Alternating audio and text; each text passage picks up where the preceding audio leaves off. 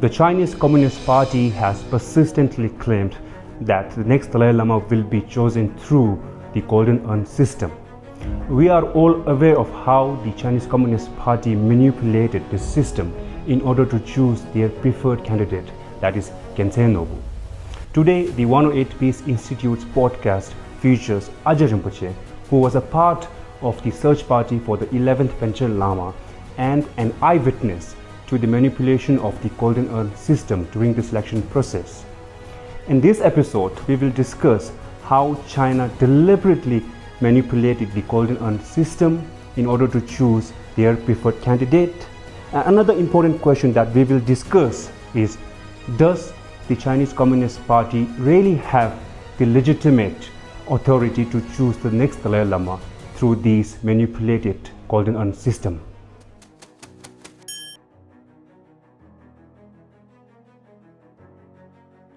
Rinpoche, thank you so much for giving us this wonderful time, despite being so busy.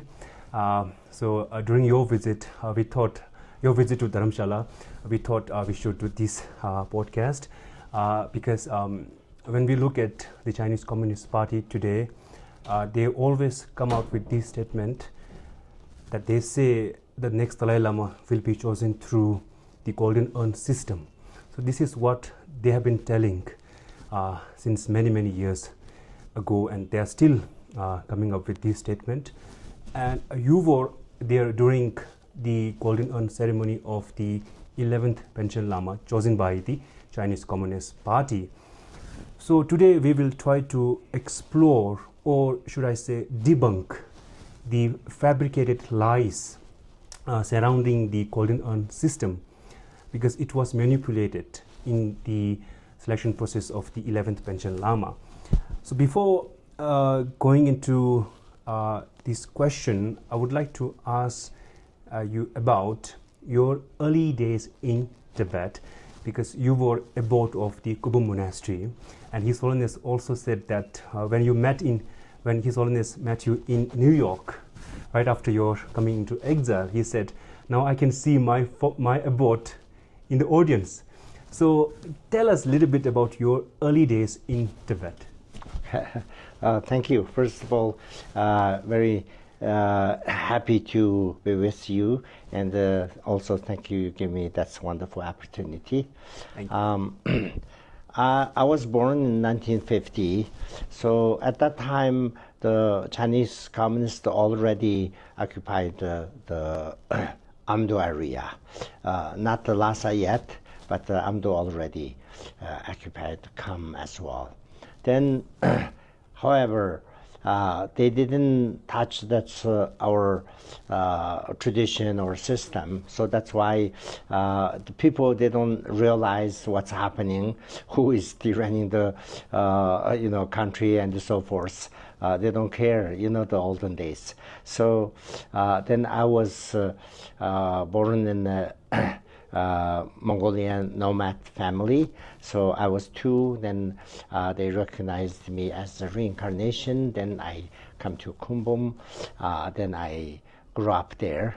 So the earlier days, I think, the style and the people's life and everything just like before. So that's why there's no big difference, right? So anyway, in 1958, so there's a big change, the so-called Great Leap Forward. So that is the Chinese one political movement. So among that one has another campaign called religious reform. So during that religious reform, the People's Liberation Army and with the Chinese officials, they come and in the Kumbum.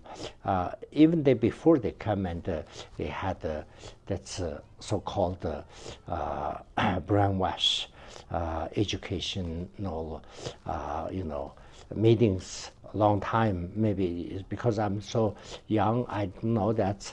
So I always have my daily practice and the studies and like that, right? I'm a kid. So at that time, all of them stopped. So my teacher have to go to that meeting every day. So then that's a kind of a re-education system, go there all the time. So when he come back, he always say, oh, now the time is changing, like that. So because we're little boys, so we don't know what he's talking about. So then all of a sudden I mentioned, one day had a big meeting. All monks gathered together in the big courtyard. So the People's Liberation Army surrounded us, and with some even machine gun on the top of the temple, like that. And then all of a sudden, the Chinese officials,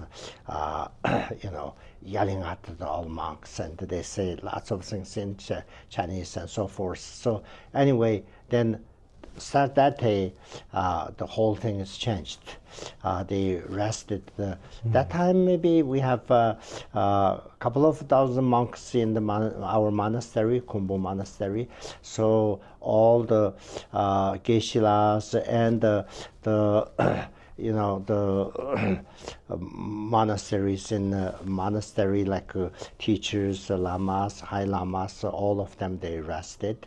So then all of us have to be forcefully change the clothes, and then we can't wear the robes, and they send all monks to a field to work. So I was a kid, and then 7 or 8 of us sent to a Chinese school to study. So that's a kind of big change that time.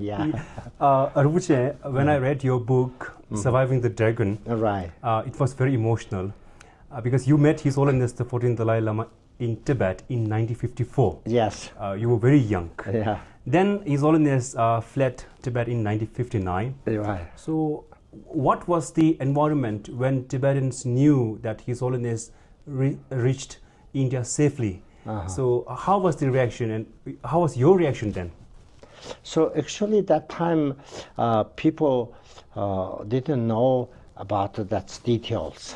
So some of them just said, oh, His Holiness left. He's in India, like that. But that's a few people saying that. But at that time, because the political situation is very tight, so people have to say something like kind of spreading rumors. So they can't say loudly. Even they can't say trust each other. They just, close friend, they just say something like that. So maybe the time all Tibetans have a big hope. Maybe that's just a temporary thing. Later, everything gonna change. The olden days are coming back. Something like that's feel. So that's why, for me, even I have no idea what's happening, because the monastery is closed. All our teacher, even my teacher, and everyone, went to a jail. So that's why the situation is very bad. That's I know. Other than that, what's happening in Lhasa and His Holiness, what's happened, we don't know. We just only know he's in India. That's all. Yeah. Rinpoche, there are so many young Tibetans who grew up in India. Right. They do not have the exposure of the 10th Panchen Lama.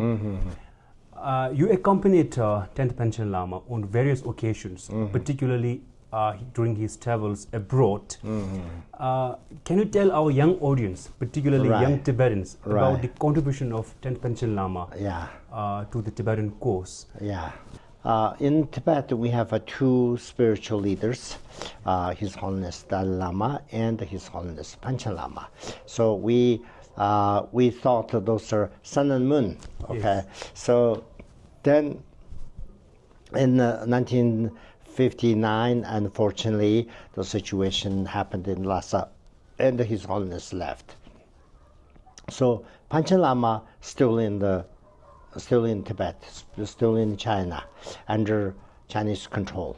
So then that time, everyone, I don't think they know the details. They just have a little bit of hope, Panchen Lama still in Tibet, like that. So then the situation I mentioned, you know, the monastery is closed and so forth, and then had so 3-4 years of famine, and lots of people died, no food and so forth.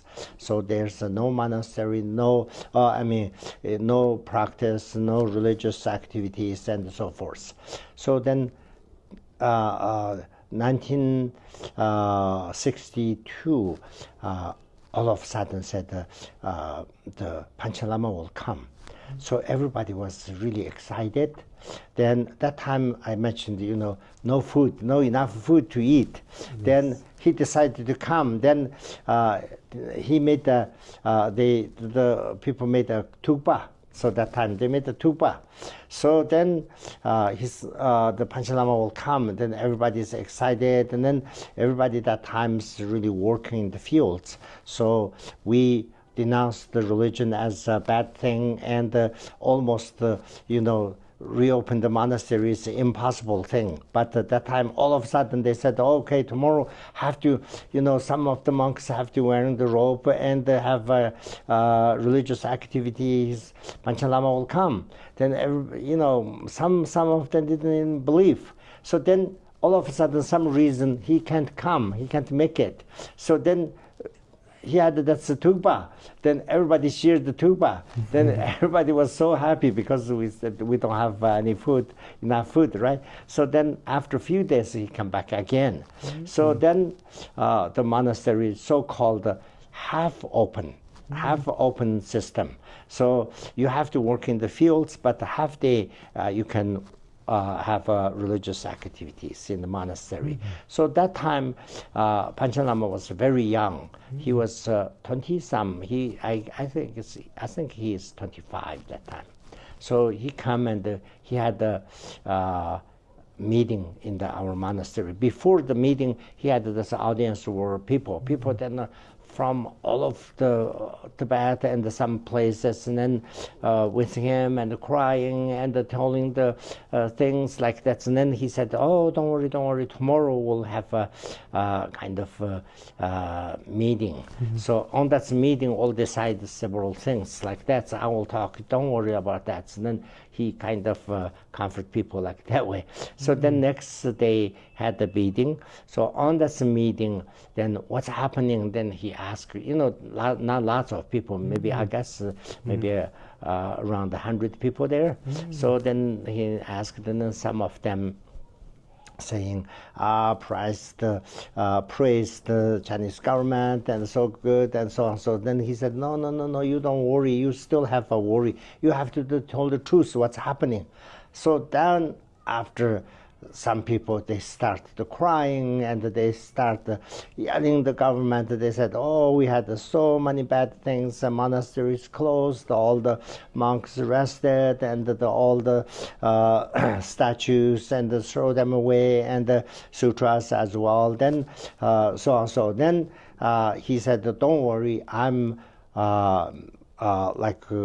drafting a report for the government. So those things have to be solved. Mm-hmm. So then after that, everything's changed. Yeah, mm-hmm. That's my first, kind of impression. He's a hero. Mm-hmm. He's a hero. He is very young, but he come and he didn't say the Chinese government is so good or something, you know, as other the people, you know, because at that time everybody's scared, right? So he's doing the opposite thing. He just said, what's happening? You have to tell the reality. I have to talk to the high officials to, kind of solve your problem. Mm-hmm. So that is my first impression. Yeah. Rinpoche, during 10th Panchen Lama's visit to Nepal, mm-hmm. there was this initial plan of meeting with His Holiness the 14th Dalai Lama. Right. But it didn't succeed mm-hmm. because of the political reasons. Right. And during that time, 10th Panchen Lama asked you to prepare a scarf for His Holiness the 14th Dalai Lama. So that was very, very emotional. So in 1989, when the sad news came about the passing of 10th Panchen Lama, Then there was this search party for the 11th Panchen Lama. Right. You were also a part of the search party. Yes, yes. It was headed by Gyaltsen Rinpoche. Right. And then another Rinpoche, Chadra Rinpoche. Chadra Rinpoche, Yeah, yes. right. So how did that search party form? It was it formed under the advice of the Chinese Communist Party? Yes. Actually, that time that's a kind of obstacles for our situation. Long before the Chinese government, in some of the liberal leaders, they lead people to going right direction. So that means they call the opening policy. So they reach to the west, and also they open up religion, and they have a certain freedom for the for the minorities and so forth. So that time the Chinese government has two parts of leaders. One of the part are liberal. They really want to doing something good. They want to change the situation. So then other group is a very conservative party. So they said that they have to be follow the Mao Zedong's path, have to be strong, and they never want to reach the West and so forth, still going to this communist direction. So there's two things going on. However, the liberal ones a little bit winning. So then when Panchen Lama unfortunately passed away, they had lots of issues, but I don't have time to explain all of them. But anyway, when he passed away, tried to find his reincarnation. So the liberal part, the leaders are still in the power. So they formed a search team. On this search team has two parts. One is High Lamas, so-called High Lamas. One is the Chinese officials. So the Chinese, the High Lamas, that's a group. The head of that group is Arjia Rinpoche, his Panchen Lama's teacher, and the second vice head is the Chadra Rinpoche, and I'm the one of the member. So anyway, still they said at that time. How to find his reincarnation and how to make a decision. The final decision have to be a Chinese government make, because that's his power. They're showing this power. However, we can contact His Holiness. So we will include His Holiness thought in that. So they say that's officially say that. So that's for us. That's enough. That time. So then. And I said the bad thing or obstacles because of the Tiananmen Square, the students' movement happened. So that's became a kind of obstacle. So that's a good thing, but not a success. Then finally they cracked down. At that time, the liberal leaders, they want to support that students. They said that the students, they're no fault. They're young people. They're searching for democracy. They're searching for good things. We should support them. The conservative party said, no, that is the kind of against our communists. We have to crack down. Finally, they cracked down, and that all the liberal leaders stepped down and so forth. So that's become obstacles. That's the whole Panchen Lama's reincarnation, that's a search group, and everything changed. So then they said we can't contact with His Holiness. His Holiness group as a counter-revolutionary, So then that's whole thing. Bad things happened. Yeah.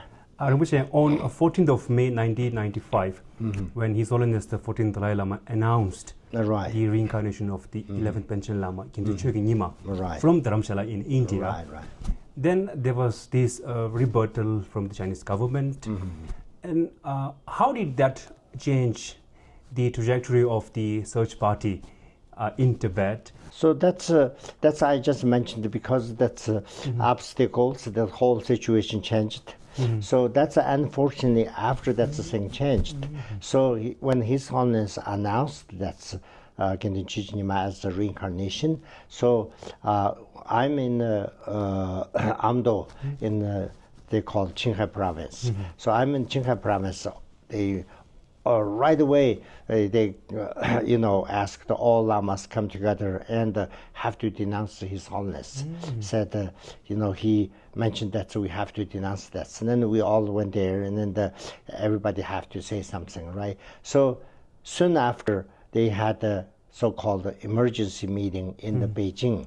So I was there, and then on that meeting they said the three things. The first thing, we have to, kind of denounce His Holiness and cancel that Gendun Chijinima as a reincarnation. Second thing, the Chinese government arrested the Chadra Rinpoche, because the Chadra Rinpoche secretly still contact His Holiness. Before that was allowed to do, though. So after that, because the situation changed, right? So then he became like a counter-revolutionary. Have to denounce. The third thing, have to do a Golden Urn ceremony to find his reincarnation. So then we had that meeting. Before that meeting, they one by one asked our thought. So I was talked to that's one of the leader. I said, please, could you release that Chadra Rinpoche? Because the reason, Chadra Rinpoche and I'm me, we have some kind of a situation. We have, that's a level, Chinese political level, we're same, vice president of CCP member, and religious head, and so forth. And then if that's happened, we all have a fear inside. So could you please release him and educate him? If he's wrong, then he understands, and then that will make a kind of good feeling for people. First. The second, can you include that Gendun Chijinima in that when you do the Golden Urn ceremony? That's we have to agree. We can't say everything. No, that didn't happen. So Golden Urn ceremony we can have, but we can include. Can you include that Gendun Chijinima in that? So then the Chinese officials really upset, said, you from Qinghai province, you don't know the situation. So that's why we have a little kind of have a little excuse for you. Otherwise, you can't say that. Start today, you can't say that. And then after that, for me, they give pressure. so anyway, the Gendun Chijinima wasn't there and canceled, and unfortunate things happened. Yeah. Rinpoche, when you spoke about that Chinese official, his name is Li Teju. Yes. Li Teju, Vice Director of National United Front. Yeah. And you personally told him about a suggestion. Right. Like we should fall in line with His Holiness the 14th Dalai Lama's decision. Right. And in that book, you wrote it in a very emotional way by saying that on the one hand, you had to bow to the Chinese party officials. Right. On the other hand, you need to remain very loyal to His Holiness the 14th Dalai Lama. So that was a very difficult path to move forward. Right. But now, then when they announced these 3 points in that agenda, that meeting in Beijing, then they took you all to Lhasa, yes. Because the 3rd point talks about the Golden Urn ceremony. So they had already planned to conduct Golden Urn ceremony in Chokhang. Right. Now, this is very important because China today claims that they will choose the next Dalai Lama through this Golden Urn system. Yes. But that system has been already manipulated.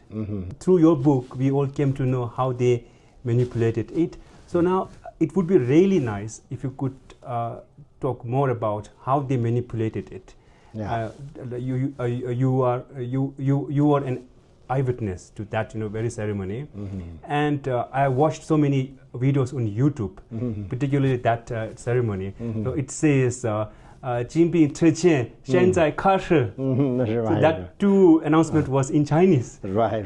So can you tell us about how they manipulated it? Right. So first of all, in after 1949, the Chinese government they denounced the olden tradition, Chinese emperor and the Qing dynasty and so forth. The old tradition, all of them are bad thing. They consider those are feudalism. So we denounced so many years. Those are feudalism. The communists come and they went, and the all good things happened. The old people became owner of the country. So all the Chinese emperor and the lord of field and everything bad things. We throw them away. We denounced. Then all of a sudden said that we have to use that's old Golden Urn ceremony, that system. So that's we've been denounced once. So now we have to use that one. So anyway, that's a communist rule. They have that's power wherever they want. They can do it. So that's a ceremony. For us, Golden Urn ceremony in the history, Qing emperors, Qing dynasty emperors, they have that rule. However, that's some people say they used that one once. Some people say they didn't use it. They never saw that one in Tibetan region. I guess they never used this Golden Urn ceremony. Instead, we have that's Zamba bowls, right? Sanjurwa. We do that. So then all of a sudden that's happened. Then we saw this one where big kind of surprise, that's the thing. Then also have a sadness, also have a fear. So scared, that's a ceremony, supposedly good thing, right? So finding a reincarnation is a happy thing, but the opposite. We all have a fear, we all have a scared. So before we enter the Jokan temple, there's a lot of police, like fully loaded, they with a gun and so forth, they scare. So inside the temple, all the Gonir, the monks disappeared. The new monks from which monastery we don't know is a real monk or not there. Then beside the one monk has some official standing there. That's supposedly a police or somebody, right? So then everybody's scared. Before that, even they scare us. They said we will have a ceremony.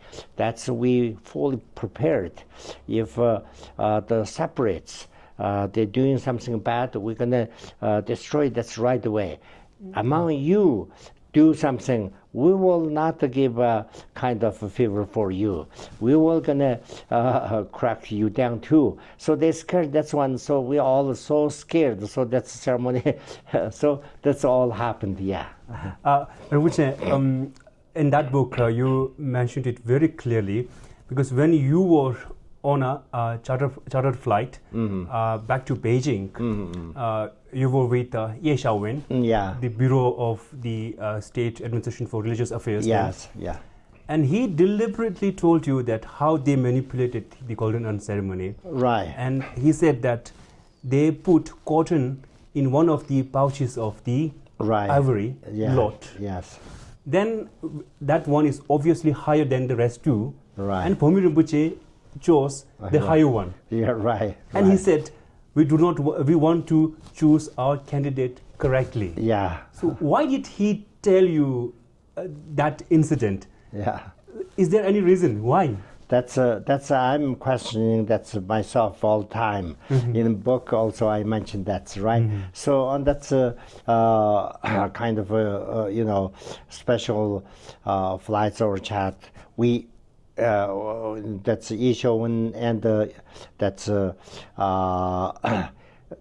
delegation, head of delegation, Li Tieying.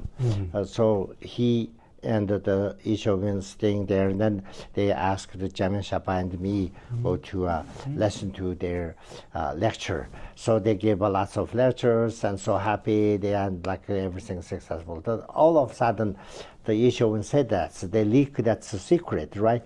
So then I was so scared, first of all. I was so scared, like I'm kind of saying some secret for in front of people, like feel like that. So I'm so scared. I can't watch each other. I'm just like staring at the Jamin Shapa. He was closing eyes, like quietly, like that. And then I'm so scared.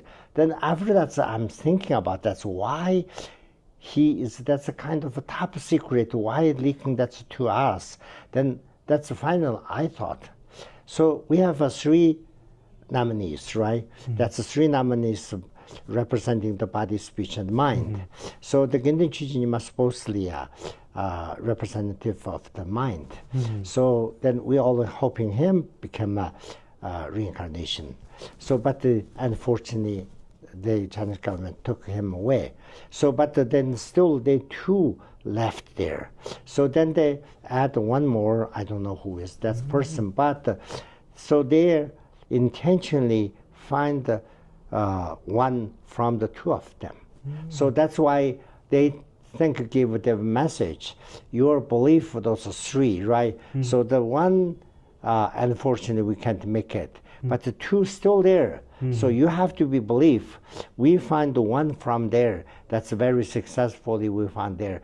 Maybe they give message for that. So you should relax, and then we find 1 from the real, body and speech. That's the first 3 nominees, 1 of them. Maybe they give that message. I don't know why he say leaking. So he was so excited and say that's 1, or he intentionally. I guess he is intentionally saying, yeah. Rinpoche, another very fascinating incident happened during the Golden Urn ceremony was when the Gyaltsen Norbu, the governor of the Tibet Autonomous Region, announced Gyaltsen Norbu as the 11th Panchen Lama. So there was this joke, Gyaltsen Norbu chose Gyaltsen Norbu. And another thing that I would like to talk here is when you went to Beijing for that meeting, that was done in a very secretive way, with lots of security. And when they made all 3 points in front of the press and state TVs, then they hosted a banquet for you and the delegates. They also gave you 10,000 yuan, which is equivalent to $1,500. So is this part of China, the Chinese Communist Party's policy to buy people's conscience by giving money? They are also implementing the same in today's world. Whenever they want to host New Year party, they invite scholars, former diplomats, and they give them lavish things. I think that's their kind of one of the idea. They're doing that. So in Tibet, all the lamas, high lamas, and some of the the Tibetans or Mongolians leaders also have this situation very difficult. They call us as belts and the buttons. The clothes have buttons and the belts, right? So in go between, like that's exactly we're doing that thing. So we go to a government. They said they give order. You have to do that. You have to do that. You have to do that.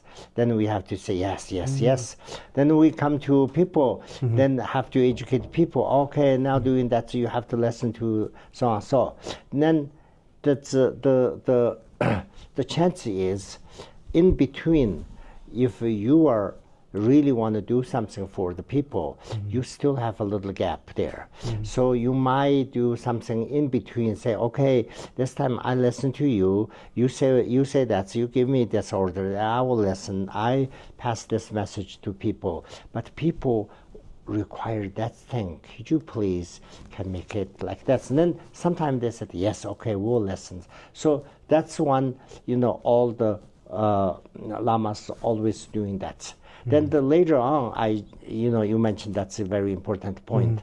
So later on, especially after 1980s, so not just before, they don't have, give money or whatever, something, so by people. They just say, okay, this is the order, you have to listen. You don't listen, you are in trouble.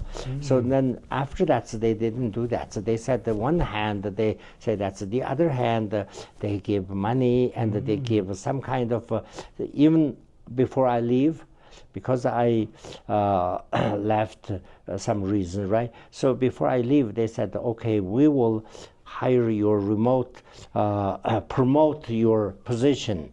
So you have to be, cooperate with us, something like that. So that's a very, very hard thing for us. Then also, not only that, so sometime, for the meeting, so the front of us, our governors, behind us, that's leaders. So you're in between. So the camera was front of you.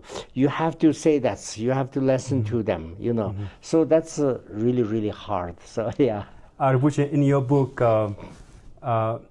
you said that when they chose Gyaltsen Norbu through Golden Urn System, there was this particular phrase.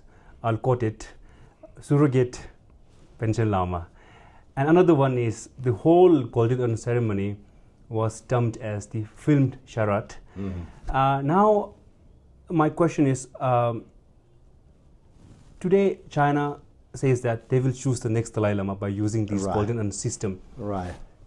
If they succeed in choosing the next Dalai Lama by using this Golden Urn, do you think they will also manipulate the Golden Urn system to have their own candidate as the 15th Dalai Lama? Definitely, they want to do that. Because of that, they have to find that that's reincarnation of Panchen Lama, right? So when they find that that's reincarnation, so in Tibet, almost all of the people, they don't believe he has a real reincarnation. So he go to monasteries. That's after I left. I heard this news from people. They said, oh, people, he visit some monastery, for instance, then nobody gonna want to go. So then the government send money to people. They said, oh, okay, the Panchen Lama will have a suri for everyone, gift, right? Suri for everyone. Everybody have to go. Then supposedly everybody make an offering to him. Instead, the government send money to everyone to, to his audience. So even that one, then their idea, sometimes the Chinese officials, one of them said that's, if you tell one lie, nobody gonna believe. You tell that's a lie 10 times, 100 times, somebody will believe. So that's their strategy. So they think, okay, so that's one we will put in that position. So now nobody's believe. Slowly, you'll believe. So anyway, you'll believe or not, but we have to use that system to find that that's His Holiness reincarnation as well. So that's their strategy. Rinpoche, so you are here in Dharamshala and you had an audience with His Holiness the 14th Dalai Lama. And I would really recommend our viewers to read The Surviving the Dragon. So there you mentioned everything about your meeting with His Holiness after coming into exile in New York. So it is very detailed there. Now I would like to ask a question in Chinese, because there are so many young Chinese. They do not know the truth about the reincarnation of His Holiness the 14th Dalai Lama, and let alone this Golden Urn System. So I would try to ask this question in Chinese. Please go ahead. 我想用中文问这个问题。中国共产党是如何操控精品之间制度来选择第11是Panchen Lama？这个因为精品车签，我刚刚说过了，这个精品车签是清政府选定的一种方式。那么这个方式在西藏基本上可能是没有用过，在内地可能北京用过，也不知道历史上是怎么了。反正是总的说吧，这个中国是一个现在的中国共产党是一个无神论的一个政党。这个政党呢，他不相信这个宗教，他认为宗教是迷信，他批判这个原来的旧的制度是这个封建制度，批判了，我们批判了多少年，然后呢，突然用这个传统的方式来选择这个11世的班禅，那这个是呢，不仅是西藏人不相信，有很多中国人也不相信。但是人呢，就是有点那个敢怒不敢言，他心里有，但是不敢说出来，他也没必要说嘛。但是呢，他就不去罢了，他不相信了，不去啊。所以现在用这个方法呢，他要找这个达赖喇嘛的这个灵童，这个是他们的方法。但是呢，到时候承认不承认，这个也是个问题。到时候呢，这个中国政府现在也是有很多的问题啊。现在国际上大家也知道，对吧？但是他等到那个时候的达赖喇嘛，我这次有机会拜见达赖喇嘛，他老人家呢已经是90多岁了，那当然是就是一年一年岁数大了，但是他很精神啊，他脑子也很清楚，他说了很多这个给我们说了很多话，所以这个怎么样去修这个慈悲啊，见这个空心啊、无我啊这些，他讲得很深刻。但是同时他也说他要活到100岁、120岁、130岁等啊，这个当然是我们都不好说了，用科学的方法，这个是也不难以说。